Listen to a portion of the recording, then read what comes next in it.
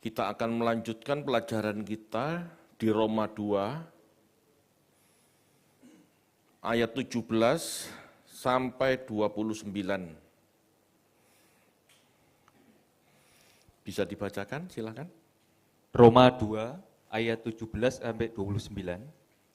Tetapi jika kamu menyebut dirimu orang Yahudi dan bersandar kepada hukum Taurat, bermegah dalam Allah, dan tahu akan kehendaknya, dan oleh karena diajar dalam hukum Taurat, dapat tahu mana yang baik dan mana yang tidak, dan yakin bahwa engkau adalah penuntun orang buta dan terang bagi mereka yang di dalam kegelapan, pendidik orang bodoh dan pengajar orang yang belum dewasa, karena dalam hukum Taurat engkau memiliki kegenapan segala kepandaian dan kebenaran. Jadi, bagaimanakah engkau yang mengajar orang lain, tidakkah engkau mengajar dirimu sendiri? Engkau yang mengajar, jangan mencuri, mengapa engkau sendiri mencuri? Engkau yang berkata, jangan berzina, mengapa engkau sendiri berzina? Engkau yang jijik akan segala berhala, mengapa engkau sendiri merampok rumah berhala? Engkau bermegah atas hukum Taurat, mengapa engkau sendiri menghina Allah dengan melanggar hukum Taurat itu? Seperti ada tertulis, sebab oleh karena kamulah nama Allah dihujat di antara bangsa-bangsa lain. Sunat memang ada gunanya jika engkau mentaati hukum Taurat, tetapi jika engkau melanggar hukum Taurat, maka sunatmu tidak ada lagi gunanya. Jadi jika orang yang tidak bersunat memperhatikan tuntutan hukum Taurat, tidakkah ia dianggap sama dengan orang yang telah disunat?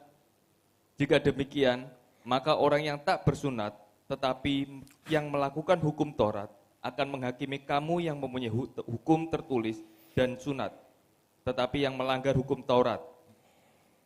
Sebab yang disebut Yahudi bukanlah orang yang lahiriah Yahudi, dan yang disebut sunat bukanlah sunat yang dilangsungkan secara lahiriah. Ayat 29, tetapi orang Yahudi sejati ialah dia yang tidak nampak keyahudiannya, dan sunat ialah sunat di dalam hati, secara rohani, bukan secara hurufiah, maka pujian baginya datang bukan dari manusia, melainkan dari Allah. Baik, terima kasih. Bapak Ibu, orang Yahudi saat itu sangat membanggakan Torahnya, sangat membanggakan agamanya. Mereka merasa tahu kehendak Allah apa yang baik dan tidak baik karena dididik Torah. Orang Yahudi merasa mampu membawa orang lain ke jalan yang benar. Merasa layak jadi guru bagi orang bodoh dan orang yang belum dewasa. Sebab dengan memiliki Torah, mereka merasa lebih unggul dari lainnya.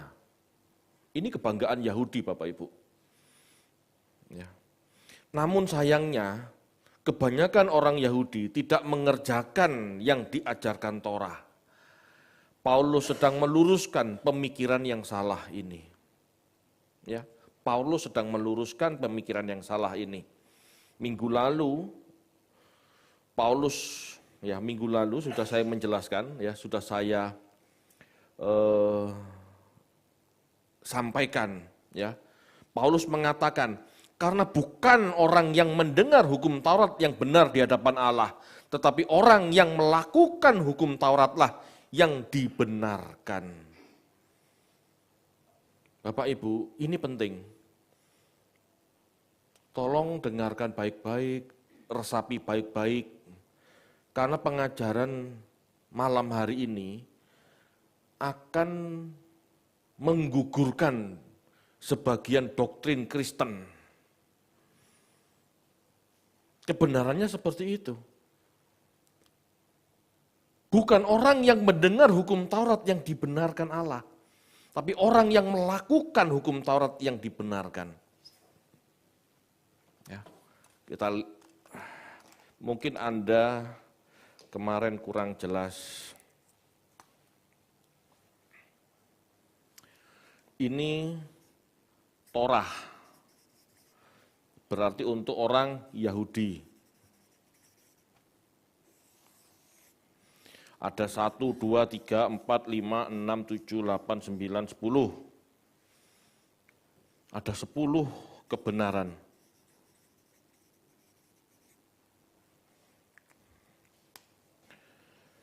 Sebelum hukum Taurat ada hukum Hammurabi di zaman Abraham atau mungkin sebelumnya Abraham sudah ada. Ya. Hukum Hammurabi. Entah disebut agama apa, sebut aja agama Babel. Dari hukum ini, ya, ada ajaran-ajaran, ada peringatan-peringatan, ada anjuran-anjuran, ya. Berbeda dari hukum Taurat. Tetapi mungkin, ya, tapi bisa, bahkan jelas ada kemiripan-kemiripan, ya. Kalau orang yang belajar teologi, terutama teologi-teologi yang mau jujur gitu ya, tidak belajar Alkitab saja, tapi belajar arkeologi, belajar sejarah agama lain, ada kesamaan-kesamaan. Dari sekian banyak hukum Hammurabi, anggap saja ada 4 kebenaran yang sama.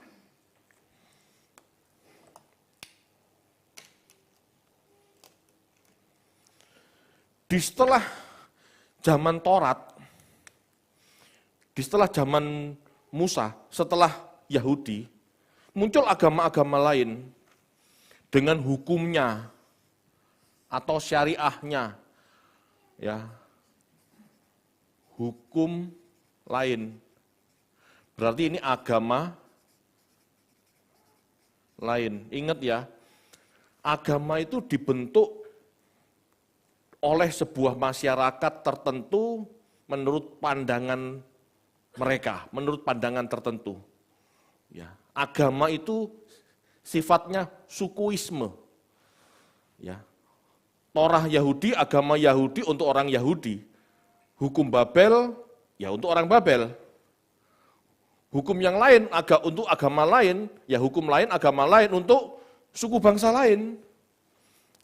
Ya. Ada undang-undangnya, ada aturannya. Tapi mungkin dan pasti ada, gitu ya, yang sama kebenarannya. Anggap 5 kebenaran. Bapak Ibu, Paulus mengatakan, Allah tidak membenarkan orang yang mendengar Taurat, yaitu orang Yahudi. Allah tidak membenarkan orang yang menerima Taurat. Tapi Allah membenarkan orang yang melakukan Taurat. Lahir sebagai orang Yahudi belum tentu selamat. Lahir sebagai orang Yahudi belum tentu selamat jika tidak melakukan Taurat. Jadi meskipun Yahudi punya Taurat, jangan bangga kalau tidak melakukan. Sedangkan bagi orang non-Yahudi, orang Babel, atau orang yang lain, misalnya orang Yunani, orang Arab, yang memiliki kebenaran-kebenaran yang sama dengan kebenaran Taurat, dan melakukan, meskipun cuma 4 atau 5, dia dibenarkan Allah dengan tindakan, dengan sikapnya yang sesuai dengan kebenaran yang dia pahami. Jadi agamanya tidak menyelamatkan Bapak Ibu. Agama apapun yang diturunkan ke suku tertentu, bangsa tertentu, itu tidak pernah menyelamatkan. Tetapi isi Taurat yang sama, yang dipahami bangsa-bangsa lain, jika dikerjakan itulah yang menyelamatkan. Itu yang melekat dalam nurani manusia. Dan saat penghakiman hati nurani ini bersaksi. Ini maksudnya. Bisa dipahami? Allah menghakimi menurut kebenaran yang dipahami. Yang diberi banyak, dituntut banyak. Jadi salah, ya. Jadi sangat salah bila kita merasa bangga jadi orang Yahudi dengan Tauratnya. Kita salah bangga sebagai orang Kristen, gitu ya. Kristen ini kan bagian dari Yahudi sebetulnya. Jadi sangat salah kebanggaan kita sebagai orang Kristen jika tidak melakukan. Apa artinya? Orang Yahudi diberi Taurat. Bagus. Yang bagus Tauratnya, bukan orang Yahudinya. Orang Yahudinya bisa benar jika melakukan. Contoh orang Yahudi dengan 10, ya, orang Yahudi dengan 10 kebenaran yang dia pahami cuma melakukan 1. Orang Babel dengan 4 kebenaran yang dipahami, ya, mungkin kebanyakan aturan-aturan yang lain salah, anggap aja begitu. Tetapi 4 yang benar. Tetapi dari 4 yang benar dia melakukan 3. Mana di hadapan Allah yang lebih benar? Yang Babel. Diberi banyak, dituntut banyak. Kamu diberi 10, melakukan 1. Orang Babel paham 4, melakukan 3. Halo? Jadi jangan bangga jadi orang Yahudi. Jangan bangga jadi orang Kristen. Itu bukan apa-apa. Bahkan dengan keyahudianmu, dengan kekristenanmu, kamu dituntut lebih berat daripada orang lain. Cara berpikirnya seperti itu, Bapak Ibu. Halo? Bisa dipahami?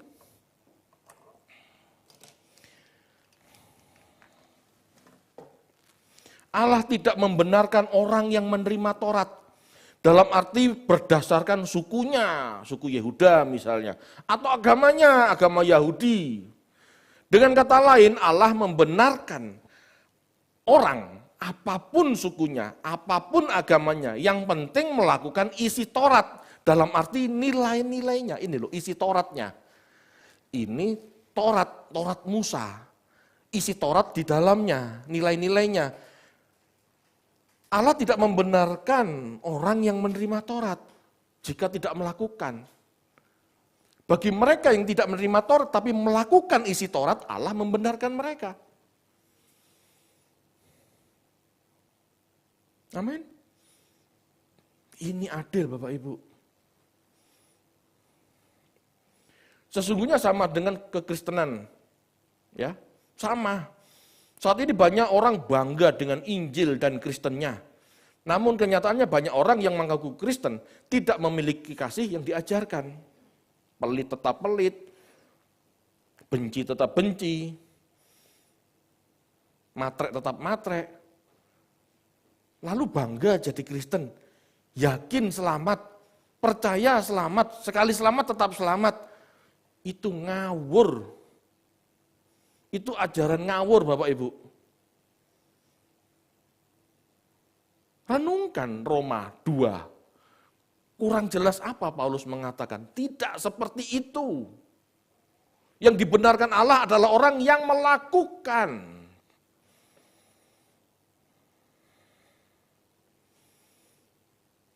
Saya memahami ini ya stres-stres juga. Tapi itu kebenaran, itu fakta bahwa Allah adil. Jangan hanya berdasarkan KTP, jangan hanya berdasarkan kartu anggota gereja, kita yakin masuk surga. Wah, ngawur. Itu pola pikir yang sesat, pola pikir meleset.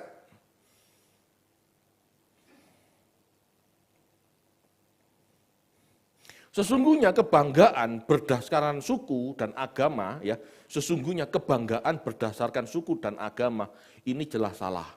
Aku lahir sebagai orang Israel, keturunan Abraham, Ishak, Yakub. Aku lahir sebagai orang Kristen, dibaptis 3 kali, percik, selam, dan baptis Roh Kudus, istilahnya gitu ya. Aku selamat, dipilih Tuhan, dipilih sejak permulaan zaman. Tidak ada yang begitu.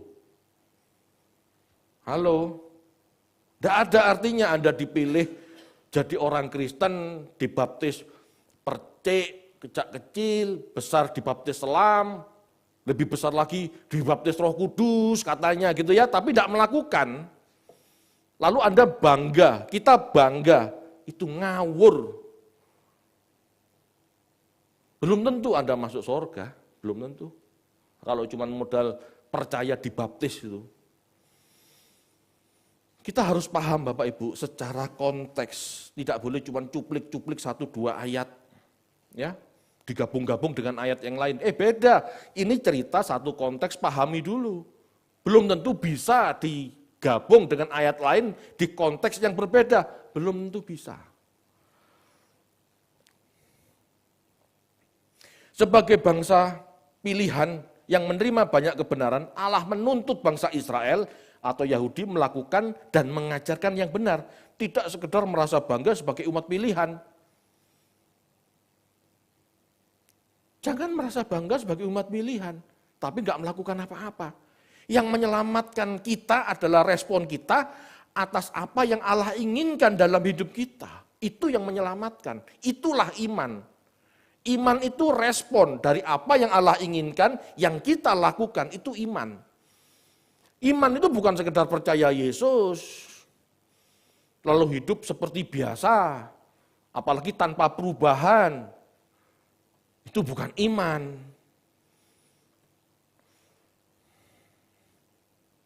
Setiap orang yang merasa berhak mengajar seharusnya melakukan dulu apa yang diajarkan.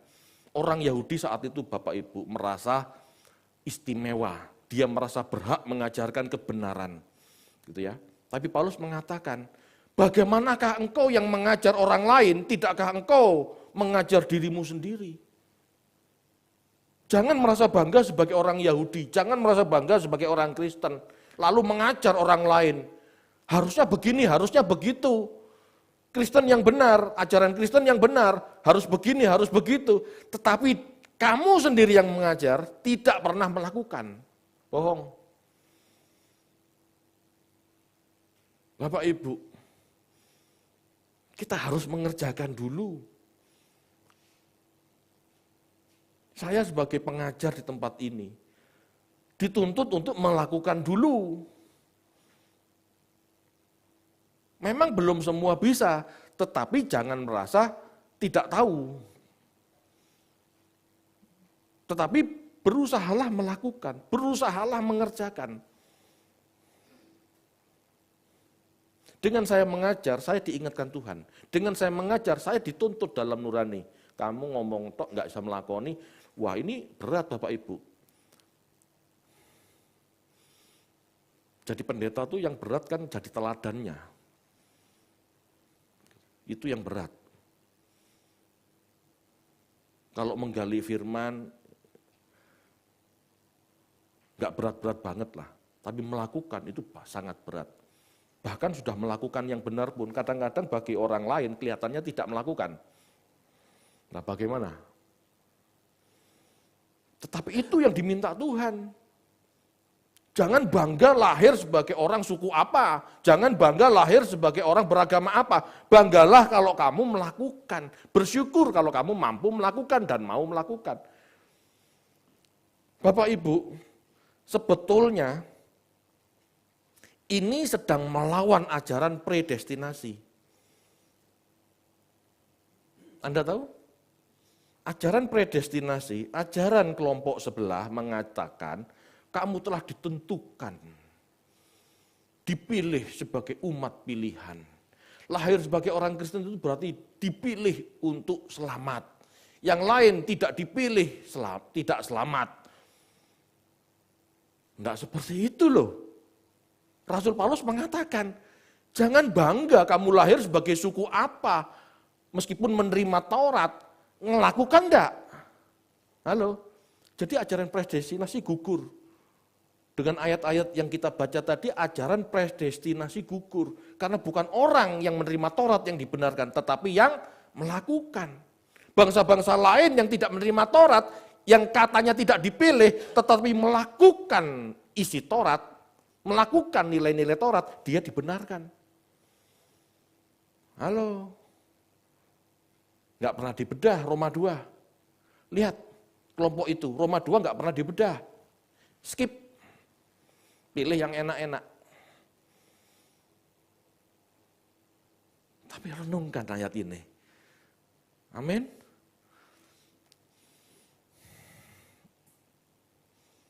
Jangan bangga terhadap Torah jika tidak melakukannya. Demikian pula seharusnya kekristenan. Jangan bangga sebagai Kristen dengan Injilnya jika tidak hidup seperti Kristus. Kalau hidup kita tidak seperti Kristus, Bapak Ibu, kekristenan itu diinjak-injak. Kalau kita tidak hidup seperti Kristus, Yesus itu diinjak-injak. Kenapa? Ya karena kelakuanmu sebagai pengikut Kristus tidak cocok. Mahatma Gandhi itu hampir percaya Yesus. Hampir masuk Kristen. Mahatma Gandhi itu mau masuk Kristen. Ya, dia melihat Yesus dan ajarannya terpesona. Dia mau masuk Kristen. Tapi dia nggak jadi masuk Kristen. Kenapa? Melihat bule-bule itu menjajah India, akhirnya dia nggak mau jadi Kristen. Dia melihat orang kulit putih, orang Inggris menjajah orang India. Dia tidak jadi masuk Kristen. Dia tidak jadi percaya Yesus. Kenapa? Kelakuan orang Kristen enggak lebih baik dari orang India. Lebih jahat bahkan, menjajah kan? Kenapa di bangsa ini kekristenan dimusuhin? Ya karena dianggap agama penjajah. Itu kenyataannya. Dari sikap pengikutmu, kekristenan diinjak-injak. Sama. Cara memuliakan Allah dengan hidup seperti Kristus hidup. Udah tidak ada yang lain. Dengan hidup seperti Kristus hidup, baru nama Tuhan dimuliakan. Oh ini loh, pengikut Kristus. Bukan karena nyanyinya, bukan karena minggu pakai jas. Enggak. Amin Bapak Ibu. Bisa sadar enggak?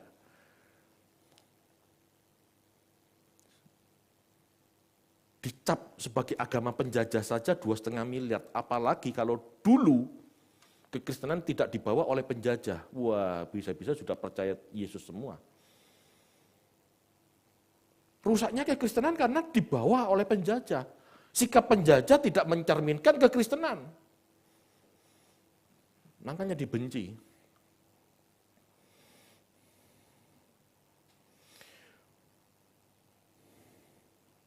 Sunat sebagai salah satu bagian Taurat itu baik untuk dikerjakan. Jika dalam hal lain perintah Taurat tidak dilakukan, tidak ada gunanya. Sunat sebagai salah satu bagian Taurat itu baik untuk dikerjakan. Tetapi jika dalam hal lain perintah Taurat tidak dilakukan, maka tidak ada gunanya. Mengerjakan Taurat yang satu harus mengerjakan yang lain.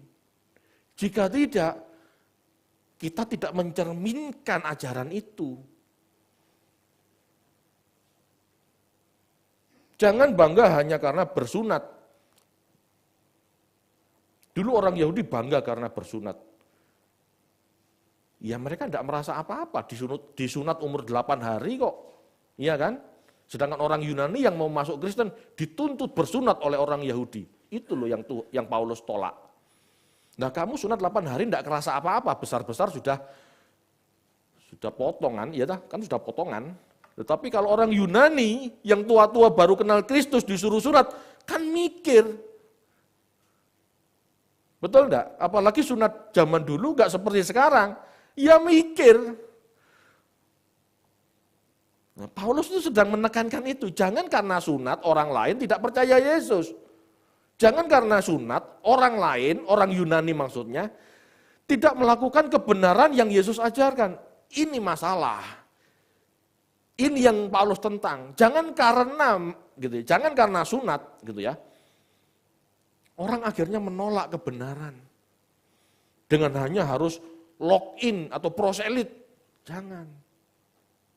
Enggak harus seperti itu. Di dalam Taurat pun ya dari 10 perintah Allah dikembangkan menjadi 613. Ya. dikembangkan menjadi 613. Ini bukan semua kebenaran, banyak tradisinya. Tidak perlu orang Yunani melakukan 613, tidak perlu, karena ini kan tradisi. Kebenarannya saja yang lakukan. Tradisi sunat, tidak perlu dilakukan. Tradisi tidak makan babi, tidak makan lele, tidak makan kepiting, itu tradisi. Tidak perlu dilakukan. Kebenaran moralnya lakukan, itu yang paling penting. Kalau soal makanan, semua dibuang ke jamban. Halo Bapak Ibu, kekristenan mengajarkan yang logis. Kalau Yahudi mengajarkan dengan tradisinya, yang sulit orang lain masuk. Orang Yahudi, kelak Allah tidak menghakimi menurut tradisi-tradisimu, karena setiap bangsa punya tradisi agamanya. Kalau mereka mengerjakan kebenaran Taurat, meskipun mereka tidak punya Taurat, mereka dibenarkan. Jadi jangan bangga dengan memiliki agama, jangan bangga memiliki hukum, jangan bangga lahir sebagai Kristen. Itu kebanggaan palsu. Bersyukurlah kalau kita mampu melakukan yang Tuhan ajarkan, itu yang penting. Amin.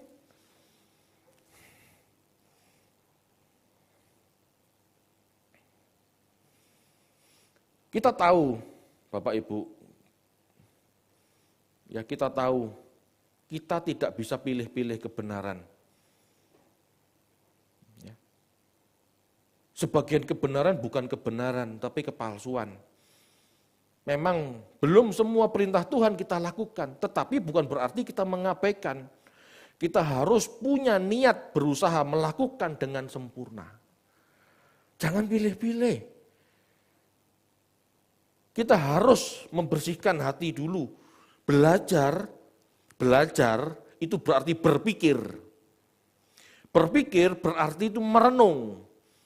Apa yang sudah kita lakukan dan apa yang belum kita lakukan. Dan kenapa belum kita lakukan? Karena mungkin masih berat. Tapi kapan kamu mau melakukan? Harus ada niat. Itu bersihkan hati dulu. Doa itu tujuannya itu. Mungkin ini ekstrim ya, tetapi Bapak Ibu kalau Anda berdoa, tidak melakukan perenungan, tidak melakukan evaluasi, tidak mengkritik diri sendiri, Anda percuma berdoa, ngapain? Minta Pak, minta Tuhan ini, minta Tuhan itu. Tuhan sudah tahu, sebelum kita ngomong Tuhan sudah tahu. Halo? Semenjak saya mengerti kebenaran ini Bapak Ibu, saya nggak pernah berdoa dalam arti minta-minta. Sangat jarang. Sangat jarang. Tetapi saya berdoa, Tuhan, aku masih punya kesalahan ini, ampuni. Aku berjanji, aku akan berubah. Aku mau berubah. Dan aku percaya aku pasti berubah. Jatuh, nggak mampu, gagal. Minta ampun lagi, berusaha lagi. Itu loh doa. Dengan begitu kita tahu apa yang harus kita ubah. Bukan minta ini, minta itu, minta ini, minta itu. Tuhan tahu Bapak Ibu, kan Yesus sudah ngomong. Kamu kalau berdoa gak usah bertele-tele. Sebelum kamu mengucapkan Allah di surga, tahu apa yang kamu butuhkan. Kita harus berani Bapak Ibu. Jangan hanya menginformasi Tuhan apa yang kita butuhkan. Carilah informasi apa kehendak Tuhan bagi diri kita. Itu paling penting. Dari situ kita membersihkan hati kita dan berusaha melakukan. Tapi enggak mungkin kita melakukan semua ini tanpa kita pikirkan kapan kita mau kerjakan. Enggak pernah siap. Enggak pernah siap. Dari 10 perintah Tuhan ini dibedah melalui ajaran-ajaran Tuhan. Kasih, pengabdian, makananku melakukan kehendak Allah. Lah, apa kehendak Allah bagi kita? Itu beda-beda. Kalau tidak merenung, mana bisa?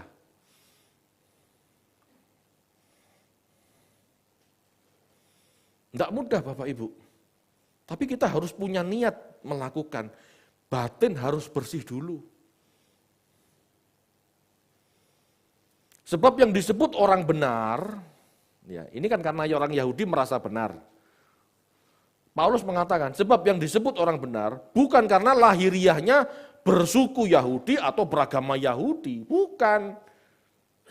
Yang disebut orang benar ya adalah orang dengan batiniah yang mau jadi benar. Itulah yang Allah lihat. Kalau niat bersih saja tidak punya, kalau niat benar aja tidak punya, enggak mungkin kamu mengerjakan. Enggak mungkin.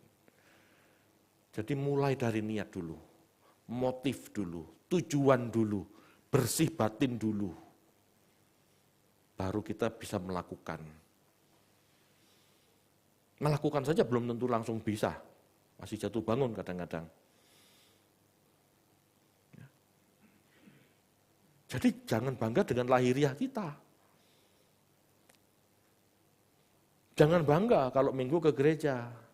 Meskipun memang harus ke gereja. Karena di gereja lah kita dididik. Bukan selebrasi loh, gereja itu bukan tentang selebrasi. Gereja itu tentang Allah mendidik umatnya. Gereja itu wadah di mana orang diperbaiki melalui ajaran-ajaran Tuhan. Enggak ada gunanya datang ke gereja tapi tidak mau berubah. Enggak ada gunanya. Harus punya niat dulu berubah. Datang, mengerti, berubah. Itu pun enggak mudah. Makanya kadang-kadang saya itu patah semangat Bapak Ibu. Jadi pendeta itu bukan mau jadi pendeta besar, kaya raya, tidak. Patah semangatnya, sangat jarang orang mau belajar, sangat jarang orang mau berubah, jarang. Enggak minat. Kebanyakan orang Kristen minat ke gereja hanya untuk selebrasi. Enggak tahu yang diselebrasi itu apa. Keselamatan palsu. Yakin sudah selamat, yakin diberkati. Selamat belum tentu dan berkatnya bukan berkat jasmani padahal. Tapi mereka merasa itulah kekristenan. Lalu bangga. Kan kacau. Seperti orang Yahudi yang ditegur Paulus kan.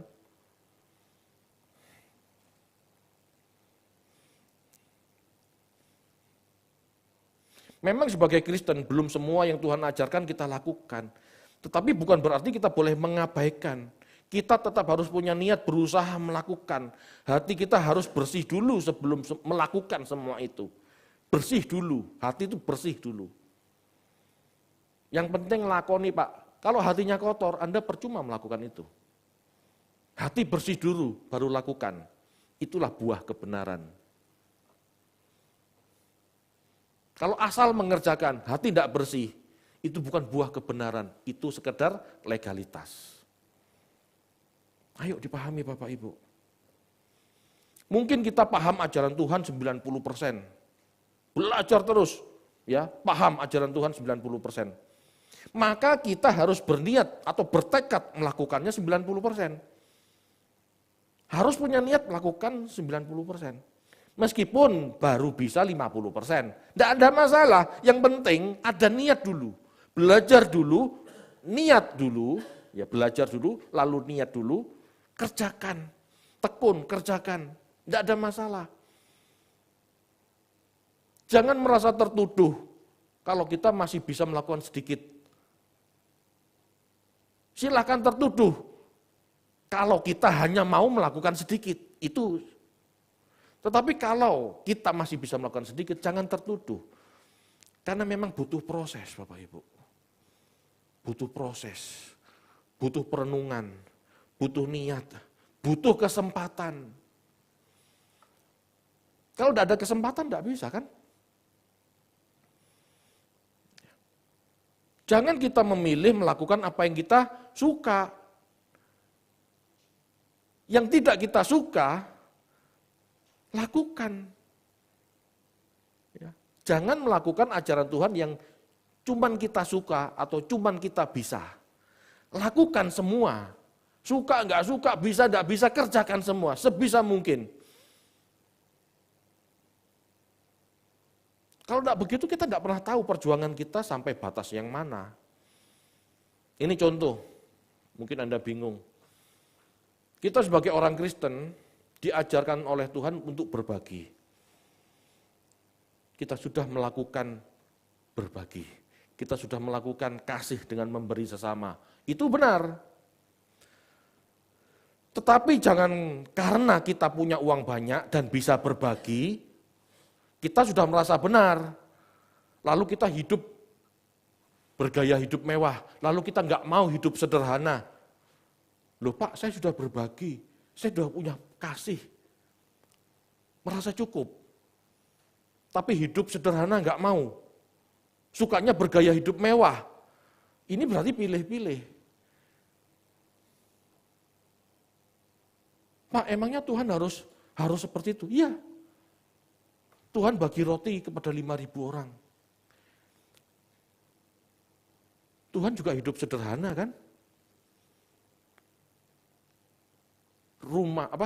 Sarang burung di udara punya sarang.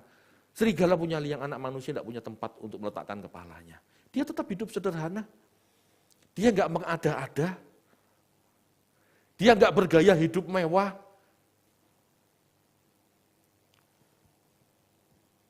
Halo Bapak Ibu. Dia nggak memaksakan diri, sebagai guru aku harus punya rumah. Ini berat. Mungkin dengan uang persembahannya dia bisa bangun rumah, tetapi dia nggak lakukan. Bukan berarti nggak boleh ya punya rumah, tetapi gaya hidup kita tuh loh. Jangan kalau sudah merasa memberi, jangan karena sudah merasa melayani, sudah ini kekristenan, padahal masih banyak yang lain yang belum kita kerjakan. Ayo cari, ayo teliti, apalagi Tuhan yang belum aku lakukan.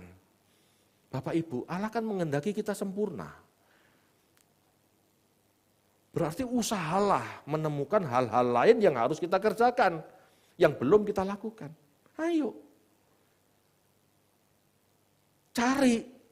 Renungkan di waktu pagi, di waktu malam kita berdoa, cari itu. Jangan pikiran kita hanya untuk hal-hal duniawi, itu loh maksudnya. Bukan nggak boleh kerja ya, tetapi kalau pikiran kita hanya hal-hal duniawi, kita tidak punya waktu untuk merenung, untuk berdoa, kita tidak menemukan hal-hal kecil yang belum kita lakukan, yang mungkin kelewatan. Padahal itu yang penting, karena bagi Tuhan yang mengerjakan, yang melakukan. Ya, karena bagi Tuhan yang mengerjakan, yang dibenarkan loh. Amin Bapak Ibu. Saya bukan marah-marah ya, tapi memang suara saya keras. Dan ini saya tekankan. Ya, ini saya tekankan. Kenapa? Nggak apa gunanya kita bergereja kalau nggak ada perubahan. Kalau nggak mengerti bagaimana berubah. Betul nggak? Ngapain capek-capek?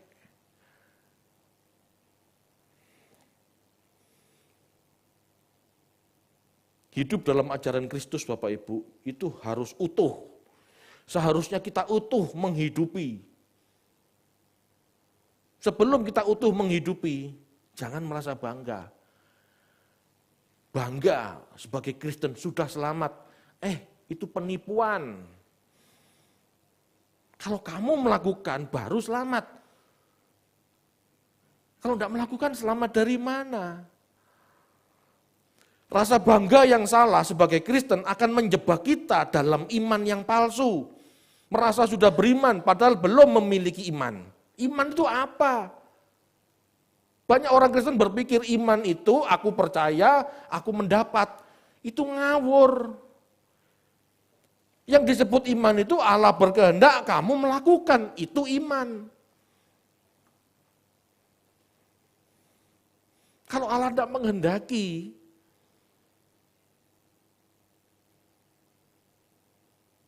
apa yang kita lakukan itu bukan iman. Kalau Allah tidak menghendaki, apa yang kita percaya itu bukan iman. Bapak Ibu, ayo kita betulkan. Banyak definisi iman Kristen tuh ngawur, Bapak Ibu.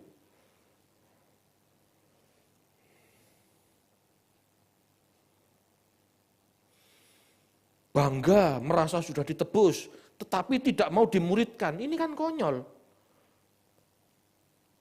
Apa artinya penebusan jika kamu tidak menjadi murid? Apa artinya penebusan kalau kamu tidak menjadi ciptaan baru? Apa artinya? Lalu merasa masuk surga. Besok di gerbang surga, orang kayak begini ini akan merepotkan malaikat.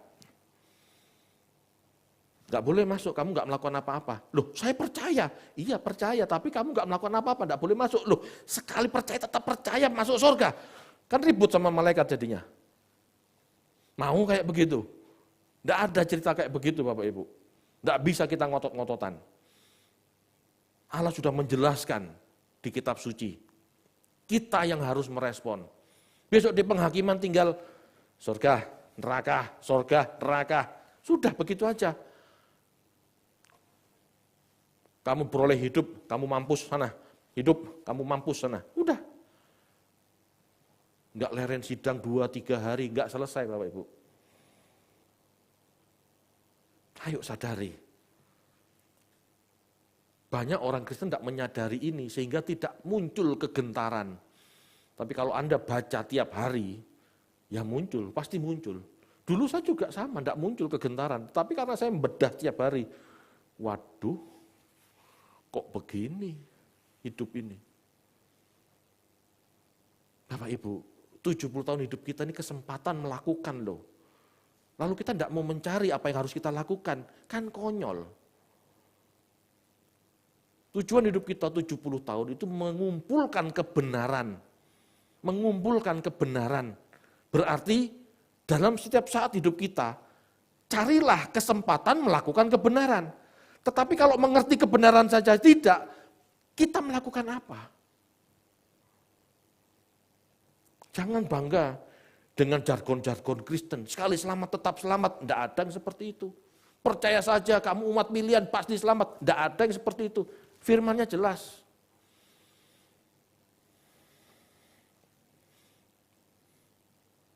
Seorang yang terpanggil sebagai seorang Kristen seharusnya mengerjakan keselamatan atau dengan kata lain menghasilkan buah pertobatan. Hasilkan buah. Jangan sekedar euforia sukacita sebagai umat pilihan. Jangan. Seharusnya menjadi umat pilihan memiliki rasa krisis sekaligus semangat dalam merubah manusia lama menjadi manusia baru seperti Kristus. Wah, ini tidak gampang. Banyak orang Kristen tidak mikir, tidak merasakan krisis ini. Bahkan tidak merasakan perjuangan. Jangan merasakan, tidak punya semangat berjuang. Ayo koreksi. Punyakah kita rasa krisis? Atau rasa krisis saja kalau tanggal tua nggak punya uang, dompet tipis, krisis. Anda harus melalui semua itu. Bapak Ibu, berapa lama kita hidup? Berapa lama kita berapa lama kita hidup? Jawab ya, jawab sendiri dalam hati. 30, 40, 50 tahun? Dan Anda sudah melalui bulan-bulan di mana Anda dompetnya tipis. Tetapi Anda bisa hidup sampai sekarang. Bersyukurlah itu bisa dilalui. Tetapi jika Anda tidak hidup benar, kita tidak hidup benar, belum tentu penghakiman kekal bisa kita lalui. Itu yang harus menjadi kekrisisan hidup kita. Kenapa enggak mikir?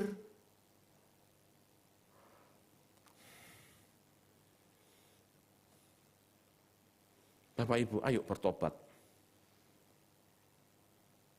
Bukan kalung salib di leher, bukan foto Yesus di ruang tamu, atau ucapan kita yang selalu Hosana, haleluya. Yang Tuhan perhatikan bukan itu. Halo Bapak Ibu, yang Tuhan perhatikan bukan salib di dada kita, bukan. Bukan foto Yesus di ruang tamu kita. Yang Tuhan perhatikan bukan dikit-dikit haleluya, hosana, shalom. Bukan itu yang Tuhan perhatikan. Perubahan hidup kita itulah yang Tuhan perhatikan. Bagaimana sikap hati kita dan sikap hidup kita yang mau benar-benar jadi benar, itu yang Tuhan perhatikan. Adakah waktu untuk merenung, mengubah diri? Apakah respon kita mau melakukan yang benar saat ada kesempatan berbuat benar? Apakah kita berjuang saat situasi kita penuh tantangan dalam melakukan yang benar dalam kondisi sulit? Semua itu yang kita pertanggungjawabkan di pengadilan Tuhan, itu yang diperhatikan. Bukan cuma sekedar shalom. Orang Kristen kalau ngomong shalom, tak pikir-pikir lemak banget. You know lemak? Leko. Apa leko? Empuk banget, shalom. Yahudi kalah ngomong shalom sama orang Kristen. Apa? Itu tidak penting. Yang penting perubahan kita, mindset kita, hidup kita, itu yang penting. Bukan shalom. Pak, saya kurang sih Pak. Shalom. Aduh. Bukan Bapak Ibu ya. Ayo berubah. Tuhan gak penting. Tuhan gak melihat itu penting. Cuman gimmick. Shalom. Shalom. Apa kayak begitu? Bukan saya ngomong begini bukan enggak boleh ngomong shalom ya. Tapi bukan itu yang penting. Bukan indahnya kata-kata sebagai Kristen yang penting. Haleluya. Wala. Bukan itu yang penting. Anda bisa terlalala trilili 1 jam, Anda tidak berubah, bagi Tuhan enggak mutu. Perubahan hidupmu itu yang diincar Tuhan.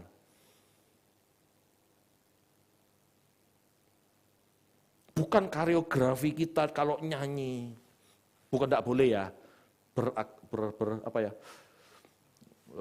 berekspresi, bukan tidak boleh. Tetapi bukan itu yang utama.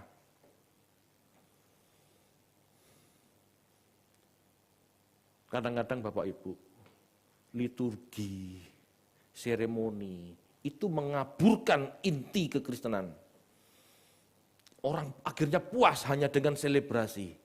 Orang sekedar puas dengan ritual yang terkesan syahdu. Ngapain kayak begitu? Tuhan gak pernah menciptakan hal-hal seperti itu. Sejak semula Allah menciptakan manusia, Allah cuma menuntut satu, ketaatan. Jangan kau makan buah ini. Betul enggak? Apa Tuhan ngajarin liturgi? Selebrasi? Shalom? Enggak kan? Jangan kau makan buah itu, titik. Begitu kau makan, kau jatuh, kau binasa. Selesai. Ayo Bapak Ibu belajar taat. Tapi kalau enggak ngerti kebenaran, mau taat apa? Cari. Tuhan, bagian mana dalam hidupku yang belum benar? Aku mau taat. Aku mau berubah. Itu yang penting.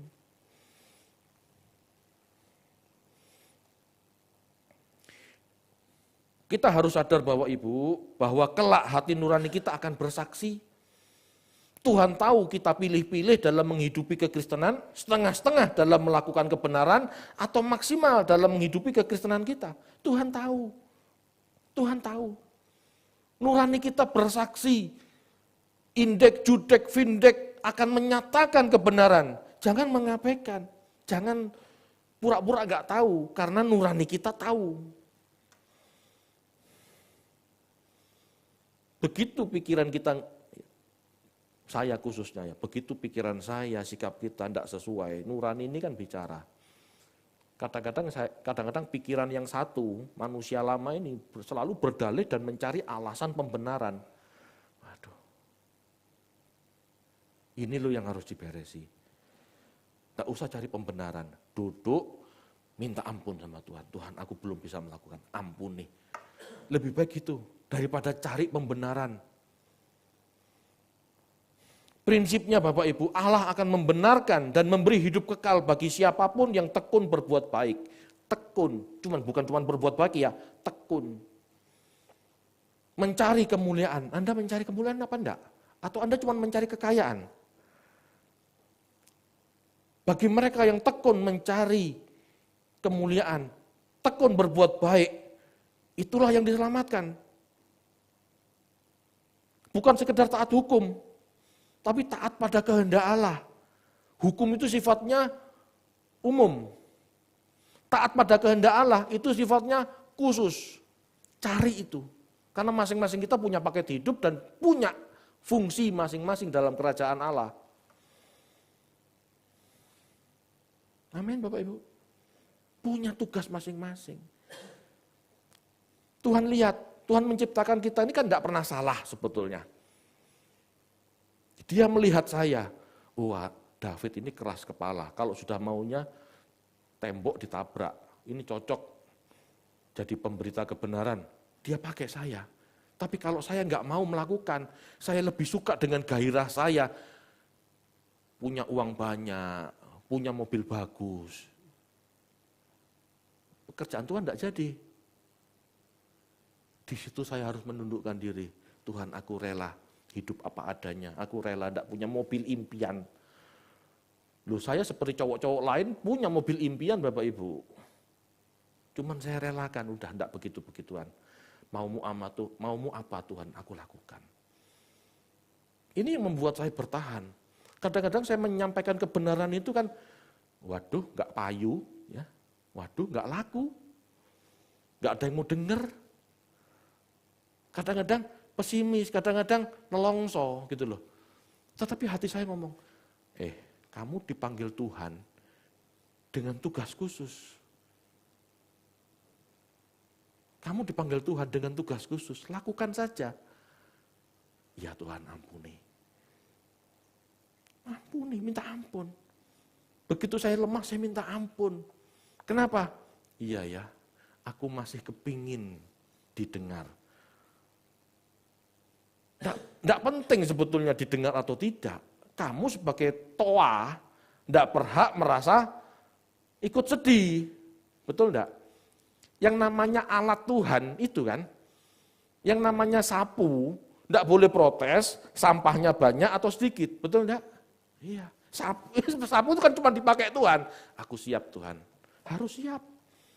Harus siap, tidak laku. Harus siap. Saya pun harus siap, tidak laku. Harus siap gereja ini bubar karena tidak ada pengunjung, karena tidak ada yang mau belajar. Harus siap. Apapun lakukan, apapun lalui. Nggak mau didengar, nggak ada masalah. Kerjakan saja, kamu alatnya Tuhan. Nah, disitulah Bapak Ibu kita, ini perjuangan gitu ya. Anda harus cari, Anda harus temukan sendiri perjuangan-perjuangan Anda. Anda dipilih Tuhan menjadi orang Kristen, mau dipakai apa? Pasti ada gunanya. Tolong renungkan, nggak mungkin Anda tidak berguna bagi kerajaan Tuhan. Kecuali memang tidak mau, ndablek. Nah itu. Amin Bapak Ibu. Kerjakan, lakukan. Kalau yang umum saja nggak bisa, yang khusus apalagi, serah mungkin.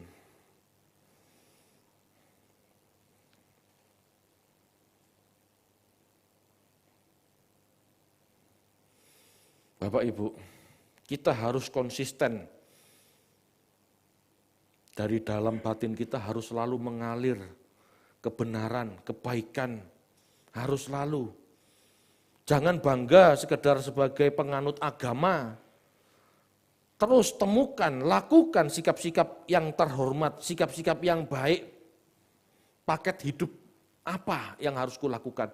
Cari, lakukan. Allah membenarkan dan memberikan hidup kekal bagi siapapun yang tekun berbuat baik dan mencari kemuliaan, mencari keselamatan. Itu Paulus loh yang ngomong. Keselamatan kok dicari? Itu Paulus loh yang ngomong, bukan saya. Jadi keselamatan itu enggak langsung gelodak. Dapat, percaya Yesus, gelodak, aku selamat. Cari, keselamatan itu enggak mudah. Dan kalau sudah Anda temukan, kerjakan. Keselamatan harus dikerjakan. Kalau dikerjakan Bapak Ibu, itu berarti ada butuh waktu, butuh proses. Anda dikasih waktu 70 tahun untuk itu, bukan untuk aneh-aneh, dengan agenda sendiri. Amin. Jangan bangga sebagai orang Kristen. Jangan bangga. Karena kekristenan itu bicara tanggung jawab, bukan door prize. Tanggung jawab. Wah, berat Pak kalau gitu. Ya memang. Makanya jangan bangga. Apalagi tidak melakukan, jangan bangga. Kalau bisa melakukan itu bersyukur. Terima kasih Tuhan. Bukan kuat gagahku, tapi pertolongan Roh Kudus-Mu. Karena nggak mungkin tanpa pertolongan Tuhan. Berat. Nggak mungkin kalau kita tidak mengerti kebenaran kita bisa melakukan. Berat. Ini tanggung jawab. Diberi banyak, dituntut banyak, itu maksudnya. Kalau begitu enak yang diberi sedikit, dituntut sedikit Tuhan. Jangan salah paham. Bagi yang diberi banyak, dituntut banyak, ada upah. Ada mahkota. Kalau cuma sekedar hidup, tidak ada mahkota. Amin Bapak Ibu. Mahkota. Mahkota itu simbol pemerintahan. Mahkota itu simbol penghargaan Allah atas kita. Yang dipanggil, yang diberi banyak ini. Bukan sekedar hidup. Amin. Nanti di Roma 3 itu akan dijelaskan. Amin Bapak Ibu. Ayo kita renungkan yuk. Ayo kita belajar melakukan yuk. Mulai kurangi rasa bangga sebagai orang Kristen. Rasa bangga sebagai orang Kristen itu ya bukan seperti gini ya. Gagah, wah ini loh kalung salib. Wah, enggak seperti itu. Kadang-kadang kita melihat agama lain dengan meremehkan agama lain, meremehkan keyakinan lain. Itu bangga yang palsu loh. Jangan seperti itu. Jangan seperti itu. Mungkin kebenaran yang mereka miliki sedikit, tapi kalau mereka melakukan, mereka lebih benar daripada kita yang tahu banyak tapi tidak melakukan. Halo? Amin Bapak Ibu. Itu sebabnya orang semakin mengenal kebenaran tidak mungkin sombong. Orang semakin mengenalan dia akan rendah hati karena dia tahu tuntutan hidupnya banyak. Tidak mungkin mau sombong. Malah pusing yang iya. Ayo kita Bapak Ibu renungkan, jangan salah bersikap. Rasa bangga yang salah membuat kita terjebak dalam agamawi yang membodohi kita. Amin. Mari kita berdoa. Bapak